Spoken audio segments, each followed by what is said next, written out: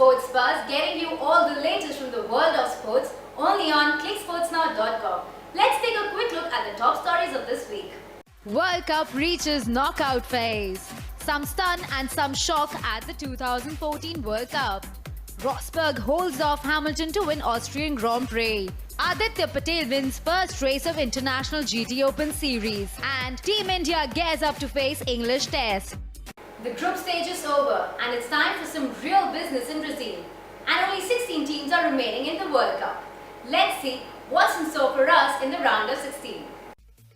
It's now down to 16 teams in the 2014 World Cup in Brazil, and some heavyweights have already been knocked out. Spain, England and Portugal have all been shown the door. Group A toppers and host Brazil take on Group B runners-up Chile in the first round of 16 match, while Group A runners-up Mexico face the 2010 World Cup runners-up the Netherlands. Colombia without Radamel Falcao topped Group C and will face Group D runners-up Uruguay, who will be without Luis Suarez. Greece stunned Cote d'Ivoire and Japan to finish second in Group C and will face the surprise package of this year's World Cup, Costa Rica, who topped Group D. 1998 winners France topped Group E and will face Group F runners-up Nigeria, while Switzerland, who came second in Group B, face one of the tournament favourites and Group F toppers Argentina. Group G winners Germany will face Algeria for a place in the quarterfinals, while USA will be up against Belgium in a fight for the final last 8 spot. 48 out of 64 matches have been played, and with 2.8 goals per match, this World Cup has been one of the most entertaining one in the past few years. While the Dutch team leads with 10 goals so far in the tournament, Germany has more often than not passed their opponents to death.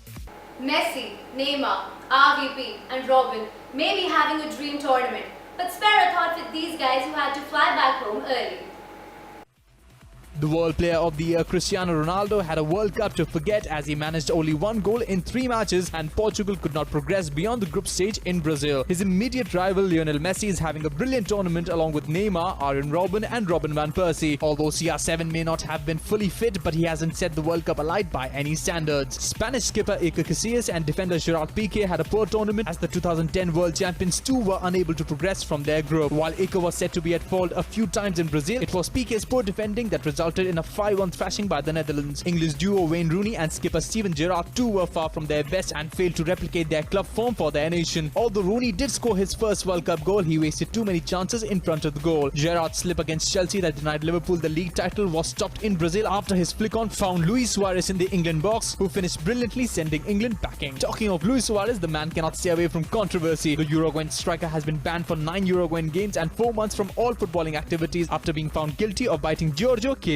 Someone needs to tell Suarez that all Italians aren't all pasta and pizzas. Nico Rosberg held off a fighting Lewis Hamilton to edge the Austrian Grand Prix and extended his Formula 1 championship lead over Lewis Hamilton to beyond a race. But things don't look good for defending F1 champion Sebastian Vettel. Nico Rosberg extended his lead over Lewis Hamilton to beyond a race for the first time in the season after winning a tense, closely fought Austrian Grand Prix. This was the 3rd victory for Nico Rosberg this season, and he extended his championship lead to 29 points, his largest margin of the entire season. The Mercedes were competing with the front row starting Williams for half the race before assuming the first 2 positions after the final pit stop. Rosberg was left leading Hamilton, but with both managing brake problems, the Englishman was unable to challenge. Williams driver Valtteri Bottas and Felipe Massa took 3rd and 4th ahead of Ferrari's Fernando Alonso. Both Force India drivers finished among points as Sergio Perez came in 6th while Nico Hülkenberg came in 9th. Perez, who started at the 16th place in the starting grid, gained 8 points while Nico Hülkenberg got 2. Kimi Raikkonen took the final point for the 10th place after another disappointing show by the Finn. This season so far has been a one to forget for defending champion Sebastian Vettel as he retired after a power failure, and later a collision with Esteban Gutierrez's Sauber prompted a nose change, but Red Bull chose to cut their loss and retire the car. And staying with speed, Aditya Patel raced to a victory in the first race of the International GT Open Series in Jerez. Aditya with his teammate Cesar started at the pole and led to the finish for Team Nova driver.